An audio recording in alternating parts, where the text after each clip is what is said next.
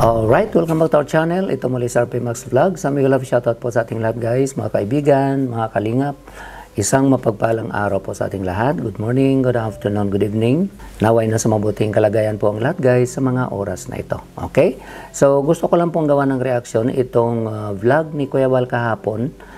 Kung saan na-interview po niya si J. Brad at tungkol din po ito sa issue ni Medeth. Okay? So ano mensahe mo kay Medeth? Mensahe mo sa kanya? Yun lang.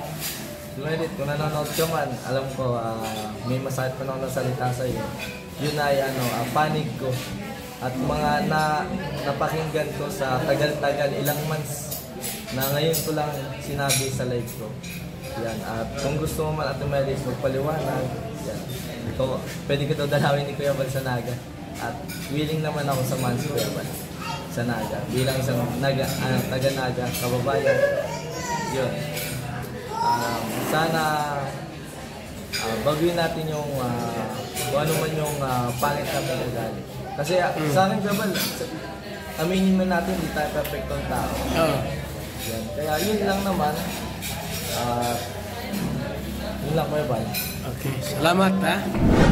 Naging usap-usapan po talaga si Medeth ngayon guys dahil nga po sa nilabas ng sponsor kung saan binanggit po niya doon, ang laki pala ng naitulong niya kay Medeth, okay? Pero sabi nga po ng mga kasamahan niya, kaya naman po naglabas siya ng ganun, dahil po sabi po nila, kukunti lang naman ang naiambag o ang naitulong ni Ma'am Ana Rita Reyes, okay? At dito nga po sa pag-scout sa kanya, deny din po ito ni Medeth, no? Kaya masama po ang loob ni J. Brad, okay? Pero ang reaction ko po ngayon guys, no, ika nga ang mga Kalingap supporters, meron po silang hiling kay Kuya Val tungkol nga po dito kay Medeth. Okay? Ang nababasa ko po sa mga comments, no, hindi man lahat, no, dito nga sa upload ni Kuya Val, marami po akong nabasa doon na ang gusto po nilang gawin ni Kuya Val. So ika nga ito po yung request nila na kung pwede, or sabi nila, pwede namang i-content Kuya Val si Medeth, pero wag nang tulungan. Okay? So yun po yung kanilang hiling, no? Pwedeng i-content pero wag tulungan. Okay? Siguro ang ibig po nilang sabihin, wag nang pabahayan o wag nang talagang ayudahan as Kalingap beneficiary. Okay? So pero pahayag po sila na pwedeng i-content. Okay? So naintindihan po nila. Ika nga, dahil nga po no, sa mga content po talaga ni Kuya Val guys, kung napapansin po ninyo, pagka mga charity vlog po ang kino-content ni Kuya Val, kukunti po ang views. Doon nga po tayo nagtataka. Minsan hindi pa nga po umaabot ng 10,000. Pero pagka Marites, pagka-interview halimbawa sa mga Kalingap Angel o di kaya mga partner ng Kalingap Angels, ay ang tataas po ng views. At kung pag may mga issue, no, pagka yun po ang topic ni Kuya Val, malakas po ang views, no? Sa nakikita ko dito guys, mas malakas ang views ni Kuya Val. Pagka sabihin natin siguro 90% more on interview o mga issues ika nga, o Marites ika nga, ang kanyang mga tinatopic. Okay? So parang no, parang itong channel ni Julius Babaw Unplugged, kung saan ini-interview niya yung mga dating artista o yung mga sikat ika nga.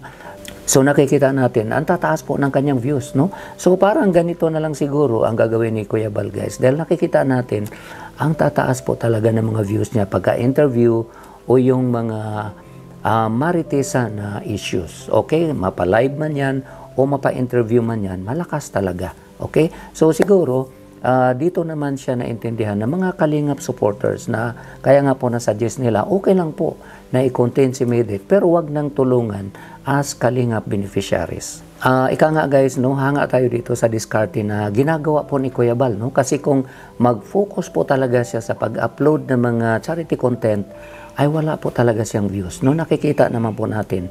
At paano niya mapagawa yung mga pabahay na ginagawa niya kung ang hihina naman ng views. Kaya hanga tayo actually guys, no, sa diskarte ng kanyang ginagawa, no. Nagawan po niya ng paraan na ma-maintain ika nga yung 6 million views o minsan 7 or 8 million views bawat buwan. Kahit papaano, nagkaroon po siya ng revenue at yung mga pabahay na pinapagawa po niya plus yung mga suporta ng mga sponsors, kahit papaano, nagagawa po niya, guys. Minsan nga iniisip ko, guys, since malakas naman yung kanyang mga interview sa mga sikat o mga dating sikat at mga Kalingap Angels, mga partner ng Kalingap Angels, kung tutuusin, pwedeng i-interview na ni Kuya Bal lahat. Okay? So, katulad ni Erica, okay? Wala naman sigurong problema. Kung papayag si Erica na magpa-interview, alam ko po marami din po ang manonood. Okay? So, dito nga sa live niya, binanggit niya, kahit na kukunti yung mga views niya, kay Ivana, patuloy niyang i-content, kay Melanie, kay Rina, at dito nga kay Maydet, nabanggit po ni Kuya Bal sa kanyang live na i-content niya. Okay? So, naintindihan natin. Dahil nga po, sabi ko nga po, guys, gumagawa ng diskarte o gumagawa po ng paraan si Kuya Bal na magkaroon ng views. Dahil pag charity po talaga, ang iba-vlog niya, minsan wala pang 5,000. So, imagine, guys, no, meron kang 1.5 million followers o subscribers. Wala pang 10,000 ang nanonood sa kanya pagka charity vlog. Pero pagka Marites, nakita natin, guys, minsan mahigit 100,000.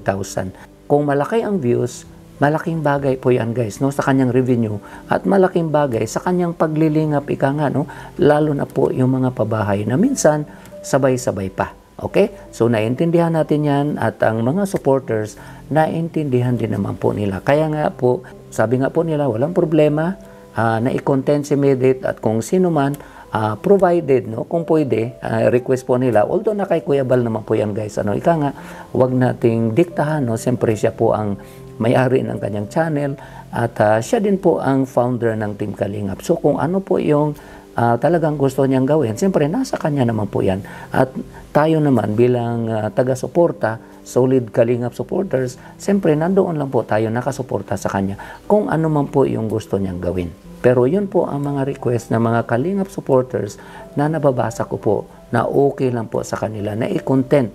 Yung iba o yung wala na sa Team Kalingap, basta hanggang content lang. Ika nga, hanggang interview lang. Pero kung pwede, wag nang tulungan as in Kalingap beneficiaries. Dahil siyempre nakita naman po nila, guys, napanood naman po nila yung mga pambabas po na ginawa po nila against kay Kuya Bal o sino man sa Team Kalingap. Okay. So yun po, guys, abangan natin ang interview ni Kuya Bal kay Maydet at mapakinggan din po natin ang side ni Maydet para naman hindi po masabi ng mga viewers na one-sided ang reaction ni Kuya Bal at kahit nga po sa amin, one-sided dahil isang panig lang po ang pinakinggan natin.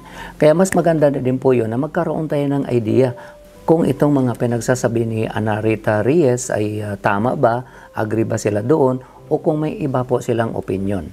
So abangan po natin, guys, no, ang interview, no, ni Kuya Bal kay Maydet. Alam ko kailangan po talaga ng time dyan dahil pupuntahan pa po nila sa Naga para ma-interview. Okay? So yun lang po, guys, ang aking konting reaction. Maraming salamat po sa inyong suporta, pag-comments, pag-likes, pag-shares, at lalong-lalo na po sa hindi pag-skip ng ads ay maraming salamat. Ingat po tayo, guys, no, kung nasaan man tayo. God bless everyone. I love you all. Bye-bye.